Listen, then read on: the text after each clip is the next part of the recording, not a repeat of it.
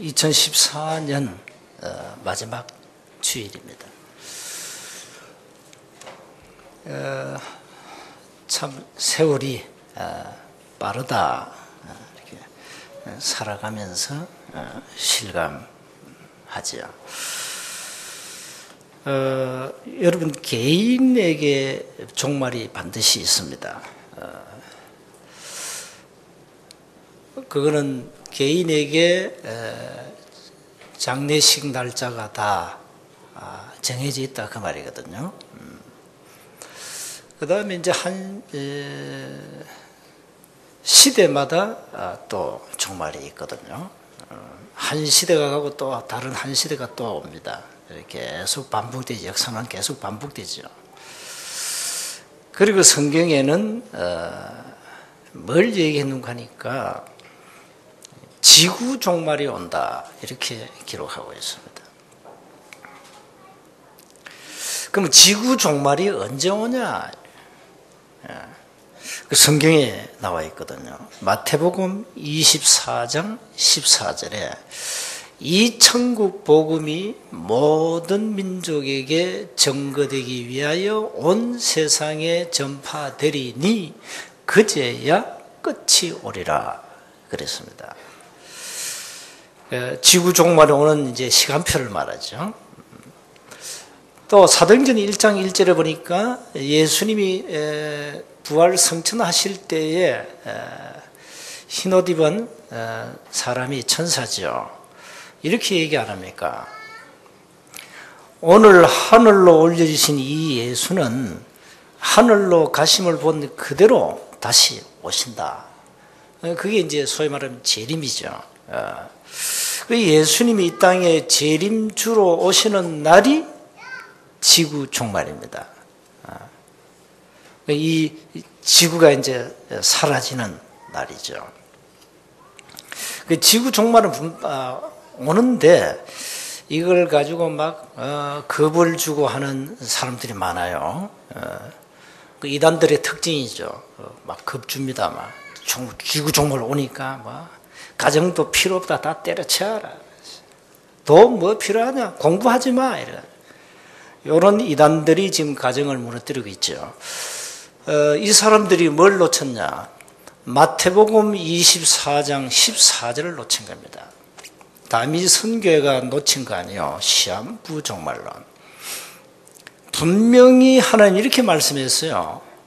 이 지구촌의 땅 끝까지 복음이 다 증거되어야 주님이 오신다 했거든요. 근데 이걸 놓쳐버리니까 자꾸 시한부 종말론을 가지고 사람들 겁주고 말이죠. 이래가지고 종교 사기꾼이 돼가지고 사람들 막 위협하고 돈을 칼취하고 재산 다 빼앗아버리고 이런 마귀하는 짓이 현장에는 많이 일어나고 있습니다. 그래서 성경 모르면 당할 수밖에 없죠. 빌립보서 2장 10절 11절에 보니까 바울은 이렇게 기록했어요. 하늘에 있는 자, 땅에 있는 자, 땅 아래 있는 모든 자들이 예수 이름 앞에 무릎을 꿇는다. 무릎을 꿇고 하는 말, 모든 입으로 예수 그리스도를 주라고 시인한다. 바울이 기록한 내용입니다. 그러니까 뭔 얘기죠? 불신자든 신자든 저 땅 아래 있는 지옥에 간 자든 나중에 예수님이 재림주로 오실 때 전부 그 앞에 무릎을 꿇고 예수님을 주라고 시인한다. 죽어서 주라고 시인할 수 없죠. 죽어서는 예수님을 고백한다 해도 구원 못 받아요. 살아있을 때 구원 받아라 이 말이죠. 예수님이 재림하실 때는 죽은 자, 산 자, 모든 자들이 그 앞에 무릎을 꿇는다. 그리고 예수를 그리스도라고 시인한다. 자, 우리는 이 사실을 알고 있잖아요. 그러나 불신자들은 이 사실을 모르고 있습니다. 안타깝죠. 우리는 예수님이 언제 재림하며 언제 지구 종말이 오며 언제 예수님의 무릎을 꿇는지 그 시간표를 알고 있습니다. 그러나 불신자는 모르죠. 그리고 교회도 마찬가지로 교회도 복음 모르면 모르게 되어 있습니다. 자꾸 다른 걸 얘기한단 말이에요. 교회가. 그러면 안 되죠. 우리가 한 해를 또 마감합니다. 이 나이 드신 분들은 이제 계속 이제 뭐가 가까이 오죠? 죽음이 가까이 오잖아요. 모든 인간은 태어나면서 죽음을 향해서 경주한다. 죽음을 향해서 막 달려가는 거지. 그래서 우리 인간은 시한부 인생을 산다. 우리는 한 해를 또 마감하면서 또 이제 새해를 맞이하죠. 또 우리가 새로운 또 각오를 가지고 또 한 해를 보내겠죠. 오늘 마지막 이 주간에는 요셉이 저 히브리 소년 아닙니까? 저 이방 나라 애굽에 가가지고 뭐가 됐는가 하니까 왕은 자리에 있을 뿐이요. 애굽 전체를 움직이는 전국 총리가 된 겁니다. 이건 기적 아닙니까? 마치 대한민국 국민이 미국 가가지고 대통령이 된 거예요. 대통령이 된 거라니까. 이 히브리 소년이 애국 가가지고 애국의 총리가 된 거예요. 그때는 애국이 최강국입니다. 세계를 지배해버렸어요. 자, 이런 응답을 요셉이 받았다. 그럼 한 주간 우리가 뭘 놓고 기도해 봐야 되겠어요? 우리는 세계 선교라는 단어를 놓고 한번 기도해야 된다. 여러분, 그 인생이 짧아요. 짧다니까요. 내가 얘기했잖아요. 지금 여기 60세 이상은 50년 안에 지구를 떠납니다. 거의 99.9%는 떠나게 되어 있습니다. 50년이면 몇 살까지 살죠? 110세까지. 120까지는 좀 힘들 겁니다. 좀 잘 봐줘가지고 110세까지입니다. 그러니까 남은 50년이요. 50년 계획을 세우세요. 60세 이상은. 50년 계획 세우라니까. 내 인생을 어떻게 끝낼 것이냐 세워야 돼요. 우린 그거 생각 안 하죠. 그래서 여러분 유언장도 지금 안 써놨죠.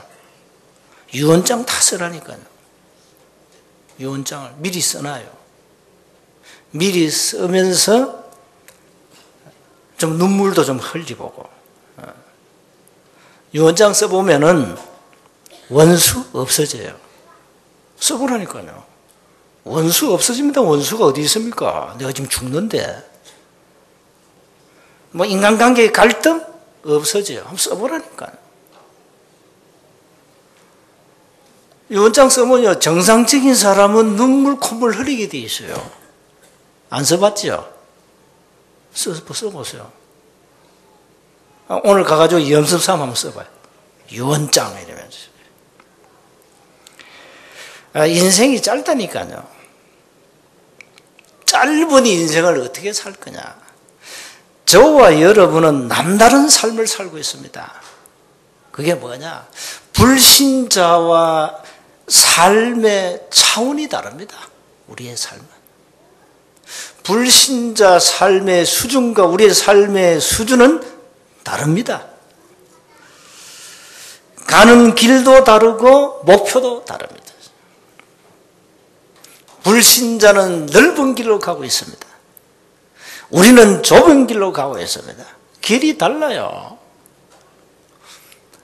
우리가 한 해를 마무리하면서 내 인생을 어디에다 두고 가치를 두고 살아야 될 것인가.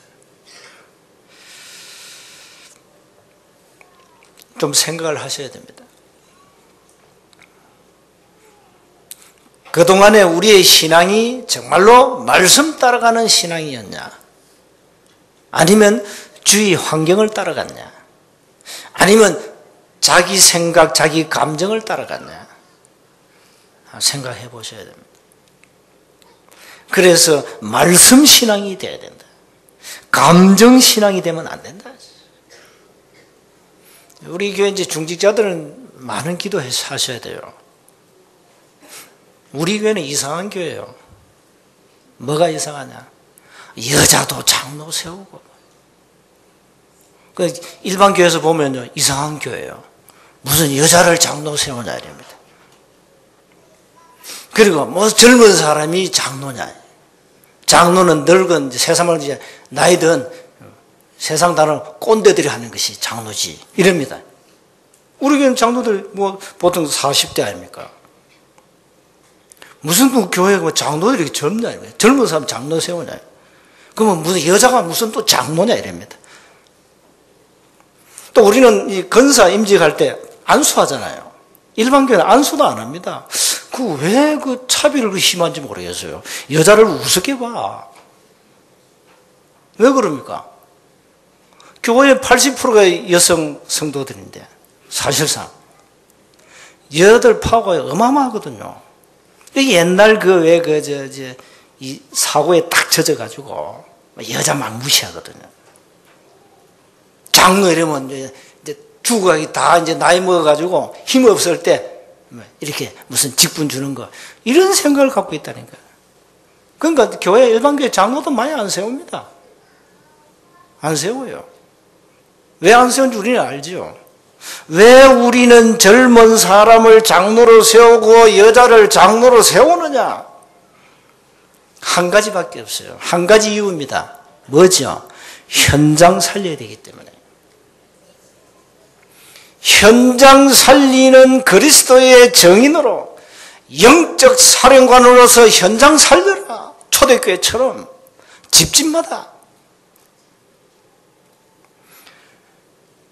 그래서 우리는 젊은 사람들을 장로 세워서 현장으로 파송하고 여성들을 세워서 현장의 정인으로 응답받게 합니다.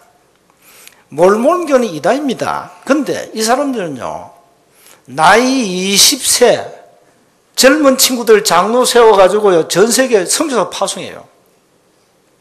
지금 몰몬교도 애들 그 2명이 다니죠. 그 장로들입니다, 그 애들이. 젊은 애들이. 이러면 전 세계 막 선교사 나와가지고 막 이렇게 복음 아닌 것을 막 전하고 있는 거죠. 근데 교회는 잠자고 있다니까요. 뭐 교회에서 사실 여러분이 뭐 장로다, 권사다, 안수집사다 할 일이 그렇게 많지는 않습니다. 그런 의미에서는 많이 세울 이유는 없습니다. 그래서 일반 교회는 많이 안 세웁니다. 왜 우리는 세우느냐? 우리는 급해요. 현장 살려야 돼요. 초대교회 보세요. 얼마나 급합니까? 그래서 많은 중재 세워가지고 이제 현장에 정인으로 서서 현장 살리라. 그래서 세운 겁니다. 그러니까 달라요. 그래서 빨리 우리는 뭐 해야 되냐? 세계복음화 해야 된다. 이제 우리는 여러분이 젊은 우리 친구들이 이제는 앞으로 교회 중직자로 응답받아야 됩니다. 지금부터 잘 준비하셔가지고 내가 있는 모든 현장에 들어가서 복음과에 들어가서 살려내야 돼요. 그 평신도는요, 중직자들은 여러분 현장의 목회자입니다. 현장의 선교사입니다. 저는 뭐냐? 저는 강단 목회자예요. 저는 메신저로서 여러분에게 하나의 말씀을 전달해야 돼요. 여러분 개인, 가정, 직장, 산업과 이 진주 서부경남의 현장에 맞는 그 필요한 메시지를 하나님께 받아가지고 전달할 사명이 제게 있는 겁니다. 이게 교회 목사입니다. 강단 목회하는 거죠. 강단 선교사죠. 그래서 이 목사는, 강단은 이 시대에 하나님이 원하시는 메시지가 뭔가 그걸 찾아가지고 그걸 받아가지고 전달해 줘야 돼요. 그래서 여러분에게 늘 자꾸 이제 반복돼 들릴 겁니다. 복음. 다 이유가 있습니다. 절대 강조 안 하면 여러분 체질은 절대 안 바뀌고 각인 안 되고 뿌리 안 들이게 되어 있습니다. 절대 그렇습니다. 그래서 하나님의 목적이 뭐냐? 여러분을 복음 중독자로 만드는 겁니다. 불신자들은 이미 세상 중독이 되었어요. 돈, 인기, 명예, 자리 그거 다 중독이 돼가지고요. 오직 그걸 쫓아갑니다. 지금 사회 문제가 뭡니까? 전부 돈 문제 아닙니까? 만몬의 저주에 다 걸렸어요. 교회도 만몬의 저주에 걸려가지고 싸우잖아요. 돈 때문에 싸우지 않습니까? 마태복음 6장 24절. 하나님과 재물을 겸하여 섬길 수 없다. 그 재물이 뭔지 압니까? 만몬입니다. 헬라어로 만모나스라 그래요. 돈을 관장하는 귀신의 이름입니다. 그래서 이 만몬의 저주에 다 걸려버렸어요. 전 세계 교회가 그래요. 교회가 뭐 때문에 싸웁니까? 돈 때문에 싸우잖아요. 이렇게 만몬의 저주에 걸려버렸다니까. 그래서 성경 뭐라고 돈을 사랑하지 마라. 바울은 말세가 되면 너희들이 돈을 사랑한다. 돈을 사랑하면 일만하게 뿌리다. 돈은 필요하죠. 돈 싫어하는 사람 손 들어봐요. 돈 다 좋아하지. 돈이 있어야지. 사랑하지 말라 말이에요. 거기에 중독되지 말아야지. 돈이 우상이 되면 안 된다 이 말이에요. 우리는요, 신앙생활을 제대로 해. 내가 어디에 내 생각과 내 모든 지정의를 집중시켜야 되겠냐. 내가 어디에 올바른 중독돼야 되겠냐. 여러분 복음 중독돼야 돼요. 복음에. 그래 안 되면 여기서 삶이 절대 안 바뀝니다. 오늘 첫 번째 요셉이 세계 정복을 했는데 요셉은 하나님의 언약을 굳게 붙잡았습니다. 아브라함, 이삭, 야곱의 하나님이 주신 언약입니다. 아브라함은 요셉에게는 정조부가 되죠. 이삭은 할아버지죠. 야곱은 요셉의 아버지죠. 아브라함 때부터 내려오는 그 언약의 계보, 그 언약이 요셉의 손에까지 왔다. 하나님이 아브라함에게 약속하신 그 언약이 요셉에게 왔다니까요. 그 요셉에게 올 때 요셉에게 어떻게 나타났냐? 꿈으로 나타났어요. 그게 창세기 37장 1절 11절. 꿈으로 요셉에게 그 언약에 앞으로 성취될 것을 꿈으로 나타내셨어요. 그러니까 그냥 꿈이 아니라니까요. 아브라함에게 주신 언약, 이삭, 자기 정조부, 조부, 아버지 잡은 그 언약이 꿈으로 나타난 거예요. 그러니까 요셉은 흔들 수가 없어요. 왜? 확실한 꿈을, 확실한 언약을 잡았으니까요. 요셉이 꾼 꿈이 오늘 읽은 본문 그대로 성취되잖아요. 그게 오늘 본문입니다. 그래서 모세에게 하나님 말씀하실 때 이렇게 말씀했잖아요. 나는 네 조상의 하나님이다. 아브라함의 하나님, 이삭의 하나님, 야곱의 하나님이다 그랬잖아요. 그 말이 뭡니까? 내가 아브라함, 이삭, 야곱에게 준 그 언약 지금까지 성취되었다. 믿어라 그 말이요. 아브라함, 이삭, 야곱의 하나님 진짜 믿어라. 그 말이거든요. 그래서 우리가 잡은 언약은 반드시 성취됩니다. 그래서 언약을 붙잡으세요. 우리가 뭐 성경에 절대적 언약은 뭡니까? 창세기 3장 15절이죠. 여자의 후손이 네 머리를 상하게 할 것이다. 그걸 가지고 원시복음이라 그래요. 최초의 복음이다. 인간이 멸망하자 말자 하나님이 주신 언약 아닙니까? 인간이 멸망해가지고 어떤 상태가 되었습니까? 눈에 안 보이는 어마어마한 흑암 근세, 사단 근세에 잡혀버렸어요. 그리고 완전 저주 가운데 묶여버렸어요. 운명, 사주팔주 운명에 묶여버렸어요. 그리고 하나님을 모르게 되었어요. 영적 눈이 닫혀가지고 하나님을 알 수도 없고 만날 수도 없어요. 하나님을 알 수 있는 감각은 죽었다니까요. 왜? 인간은 그걸 뭐냐? 인간은 영적 존재라 이 말이에요. 그러나 그 사람 입으로 하나님을 시인하지 않습니다. 이런 감각은 주었지만은 입으로 시인 안 하고 있죠. 안 할 뿐입니다. 그러나 이 사람들은 마지막 절박한 위기가 올 때 뭘 찾습니까? 신을 찾죠. 그 신이 하나님이거든요. 인간은 완전 멸망 가운데 빠져버렸어요. 그 소위 말하는 사주팔자 운명에 묶여버렸어요. 이래가지고 사람들이요 세상 풍속 따라가고 지금 우상 숭배할 수밖에 없고, 그러다 보니까 뭐 정신 문제 올 수밖에 없고, 지금은 정신병 시대 아닙니까? 이래가지고 사람들이 또 육신의 질병이 오니까 가정이 막 무너져 버리고 막. 잘 살다가 가정이 삐끗해가지고 갈라져 버리고 막 이러니까 이게 전부 가정 문제, 사회 문제 다 돼버리고 말이에요. 심각하잖아요, 지금. 그러다가 어느 날 시한부 인생이라 죽음이 오잖아요. 저는 개인적으로 지금 이제 62년 안 살았습니까? 기적입니다. 저는 내 인생을 보면, 우리 가문 배경을 보면 저는 기적이에요. 살아있는 게 기적이라니까요. 왜 기적이냐? 벌써 어릴 때부터 죽는다 그랬어요. 그래서 저는 어쩜 내 인생이, 이건 진짜 하나님이 안 잡으면 나는 내 인생은 없지 않냐. 내가 어떻게 이런 응답 축복을 받았냐. 가문의 어마어마한 그 종갓집에 자손으로 태어나가지고 어떻게 이렇게 내가 살아있는지 말이야. 생각하면 감사밖에 없죠. 어마어마한 가문의 흑암 저주에 묶여버렸거든요. 못 빠져나옵니다. 절대 못 빠져나옵니다.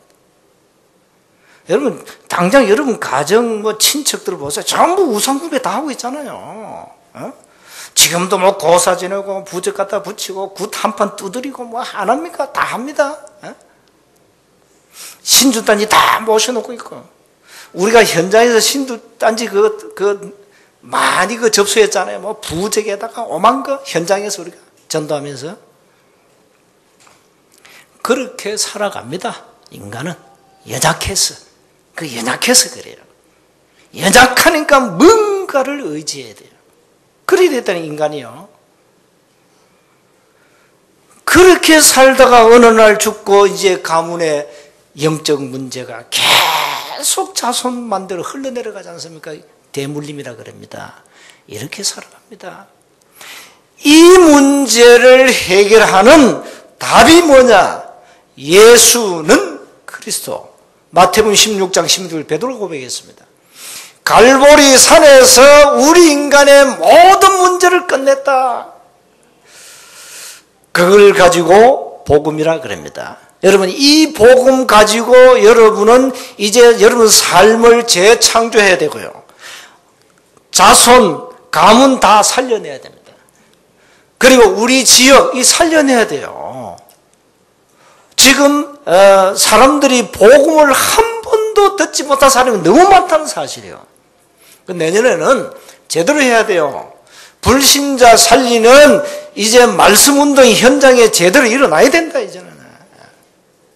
기존 신자 붙잡고 얘기할 필요 하지 마라.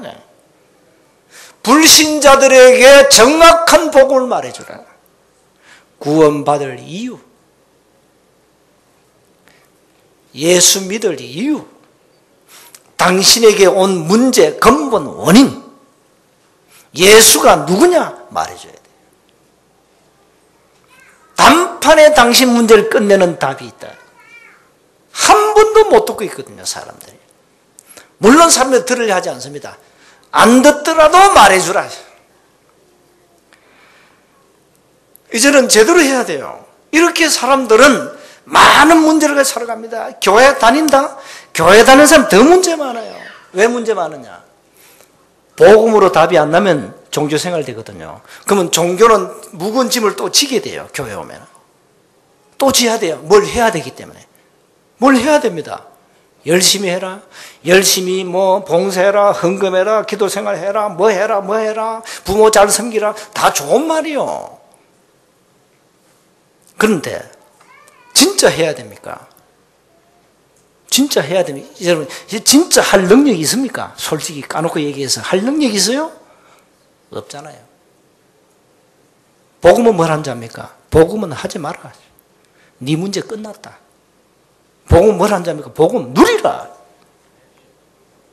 천국 거꾸로 하고 있어요, 지금. 그러니까 복음 하나 놓쳐버리면 여러분 교회 다니는 그 신앙생활이 종교생활 된다니까요. 아, 내가 말씀대로 살아야 되는데 내가 못 살았지. 내가 또 통곡하고 회개하고 눈물 콧물 짜고 그걸 또 돌아간다. 또 말씀대로 살아야지. 이러지. 살아집니까? 그게 묵은 짐만 지고 가는 거예요. 죽는 거지. 불리자처럼 막 한 잔 뭐 마음껏 마실 수도 없지. 에? 담배도 어디 숨어서 피워야 되지. 꼴초들 옥상 가서 피워요. 내가 허락할 테니까. 우리 교회 옥상 가서 담배 피워. 괜찮아. 흡연실을 만들어야 되겠어, 앞으로. 꼴초들을 위하여. 이래 담배도 제대로 못 피우네. 술도 제대로 못 마시네. 죽을 지경이지, 이거는. 그러니까 교회 오면 갈등이 불신자 10배요, 그냥. 국가에 세금 내고 교회 와서 또 세금 내야 되지. 죽을 지경이지, 이게. 미친다니까요. 교회 뭐 헌금이 뭐, 헌금 종류가 뭐 그래 많습니까? 헌금해야 되지, 뭐. 미친다니까, 이거. 이렇게 날마다 무거운 짐을 지고 간다니까요. 그런 종교 생활을 마감해라, 이제는 진짜 복음 드리는 삶으로 들어가라. 요셉이 노예로 가가지고 뭐 했죠? 뭘 했습니까? 한 게 없어요. 노예니까 일밖에 안 했어요. 뭐 했죠? 요셉이 막, 내 말씀 지켜야지 하면서 막 그래 했습니까? 아닙니다. 요셉은 죽도록 노예니까 일만 했어요. 그러나 한 가지 있었습니다. 뭘 했죠? 복음 드렸습니다. 그게 뭡니까? 기도입니다. 두 번째, 고난 속에서도 요셉은 복음 가지고 복음 누림으로 흔들리지 않았습니다. 이 요셉이요, 그 가정 배경 참 성경 전체 한번 읽어보세요. 이 지금 아버지가 낳은 배다른 형들이 많이 있잖아요. 에? 그러니까 이 배다른 형들이면 요셉을 얼마나, 또 아버지가 요 막내 요셉을 굉장히 또 사랑했거든요. 그 배다른 형들이 이 요셉이 굉장히 막 시기해가지고요, 이 반 죽여야 되겠다. 이래가 죽이려고요, 막 구덩이에 던져버렸다. 던졌는데 구덩이에 물이 없더라. 그래, 건져가지고 이스마엘 후손에게 팔아버렸어, 노예로. 이 악질이지. 우리 동생, 아무리 배다른 동생이라도 그래, 노예로 팝니까, 그래. 이 못된 형들이요. 이래가지고 이 요셉이 애굽에 노예로 팔려갔다니까요. 노예로 팔려갔는데 누구 집에 갔냐? 보디발 집에 갔어요. 그게 노예로 갔다니까. 그게 창세기 39장 나오잖아요. 그 집에 갔는데 이 보디발 안에 요게 또 보통 여자, 끼 있는 여자야. 늙은 이 아줌마가. 이래가지고 보디발을 막 요셉을 쫙 윙크하는 거예요. 같이 좀 놀자는 거지. 그게 요셉이 누굽니까? 같이 놉시다. 그런 요셉이 아니거든요. 아이고, 요래가지고 말이지. 이 보디발 아내가 누명을 씌우잖아요. 히브리 노예가 나 겁탈하다가 내가 반하니까 도망갔다. 그 증거, 옷 여기 있다. 꼼짝을 시키죠. 완벽한 이제 범죄 정금을 입은 옷이 있거든. 요셉 옷. 이러니까 보디발이 그것을 두고 가만히 있겠어요? 장군들 가두는 감옥에 집어넣어 버렸어요. 감옥에 가는 겁니다. 요셉이. 그 소년 요셉이. 그 여러분, 요셉은 형들에게 시기를 당하고 미움을 당하고 죽음의 구덩이에 빠지고 노예로 팔려가고 감옥에 들어가고 이게 도대체 어떻게 된 겁니까? 그러나 요셉은 한 가지 비밀이 있었습니다. 언약 그리고 기도 이게 있었어요. 그러니까 요셉이 흔들릴 수 없죠. 그런데 감옥에서 이 장관 2명이 들어왔는데 장관 2명이 그 그걸 해석해 주잖아요. 그러니까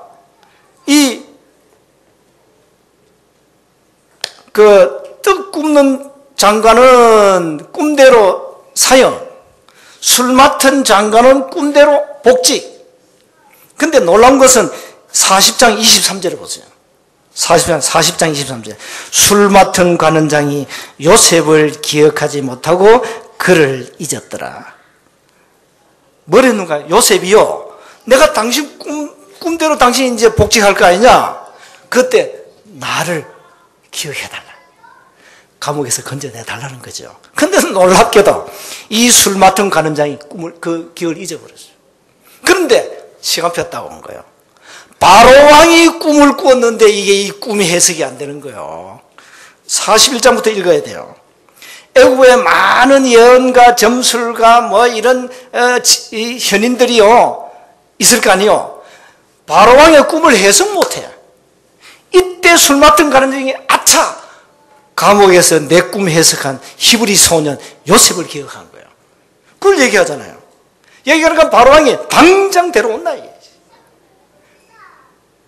당장 데려가서 이제 꿈 해석을 이제 하는 거죠. 오늘 내용이 쭉 나와 있습니다. 16절부터 나오잖아요. 15절에 이렇게 얘기합니다. 야, 바로 이러면서 네 꿈 해석 잘한다며. 그때 요셉이 뭘 했습니까? 네, 내가 주특기입니다. 이래 얘기 안 하고 16절에 이렇게 얘기했죠. 내가 아니라 하나님께서 바로에게 편안한 대답을 하시리라. 이렇게 얘기하죠. 그러면서 쭉 꿈 얘기를 해준 거야. 7년은 흉년 들고 7년은 풍년 든다. 풍년이 왔을 때 나라, 국민들, 곡식 5분의1을 모아라. 세금으로 받아라 이게. 모아가지고 창고에 가득 채워라. 그러면 7년 풍년 후에 7년 흉년이 온다. 그걸 대별하는 거죠. 이렇게 지금 꿈 해석을 하니까 오늘 읽었잖아요. 36절 보세요. 38절.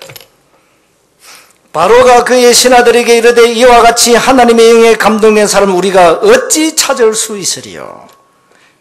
요셉에게 이릅니다. 하나님이 이 모든 것을 네게 보이셨으니 너와 같이 명철하고 지혜 있는 자가 없도다.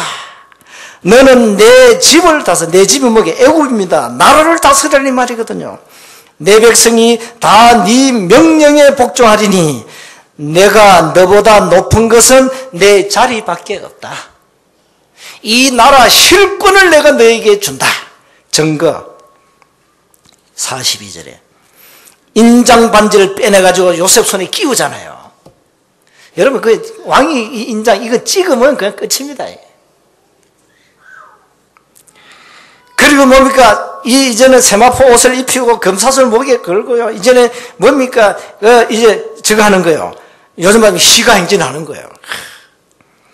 하루아침에 요셉이 애굽을 좌지우지하는 총리가 된 겁니다. 꿈대로 되었죠? 나이 몇 세냐? 30세입니다. 46절에 나오죠. 그러니까 요셉이 우리가 17살에 노예로 팔려갔죠. 13년 만에 꿈이 성취된 겁니다. 이래가지고 막 총리 되자마자 막 결혼해가지고 아들 둘이 낳고 막 한마디로 출세 가도를 달린 거죠. 노예에서 그것도 히브리 소년이 노예로 와가지고 노예에서 제수의 몸으로 애굽을 다스리는 총리가 되었다. 신분 상승. 어마어마하죠.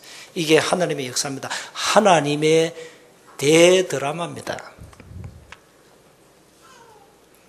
그래서 결론입니다. 언약 붙잡은 사람은 절대 망하지 않는다. 자, 우리는 어떤 언약을 잡고 있습니까? 하나님은 언약 가진 자에게 함께합니다. 우리는 이제 세계보호마 언약을 붙잡고 이제 기도하셔야 됩니다. 지역, 여러분 가정, 가문, 보고마. 특히 여러분 과거 여러분 개인 문제를 해결해야 됩니다. 과거 보고마 하세요. 바꾸라 이 말이에요. 복음으로 여러분의 인생을 완전 바꿔야 됩니다. 뿌리 각인 체질 바꾸라. 요셉은 농사를 통해서 사실 세계를 정복했거든요.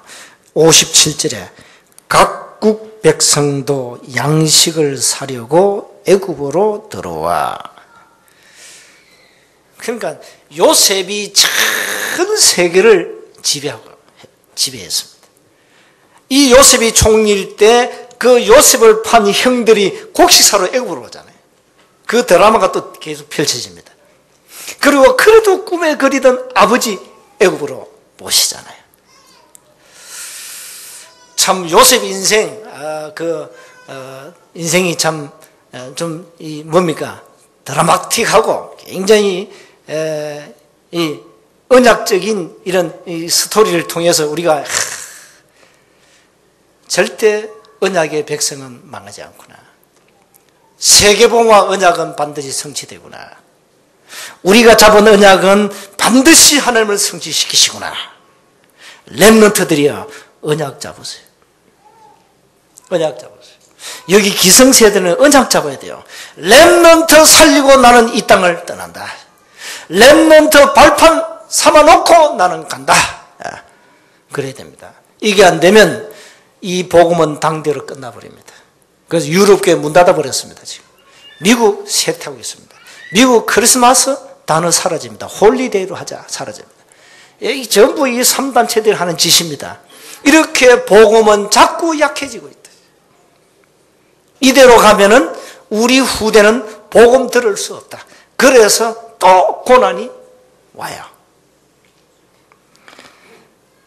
하나님은 모든 사건을 주관하시고 우리의 모든 걸음을 인도해 가십니다. 요셉에게 역사하신 그 하나님은 지금도 말씀으로 우리와 함께 하시고 우리의 모든 걸음을 인도해 가십니다. 이 언약을 굳게 붙잡고 승리하시기를 주의 이름으로 축복합니다. 하나님 은혜 감사합니다. 세계복음화, 우리 민족, 지역, 가정, 가문 복음화, 우리의 과거 복음화 언약을 붙잡았습니다. 언약대로 하나님이 모든 응답의 문을 열어 주옵소서. 우리 주 예수 그리스도의 이름으로 기도하옵나이다. 아멘. 505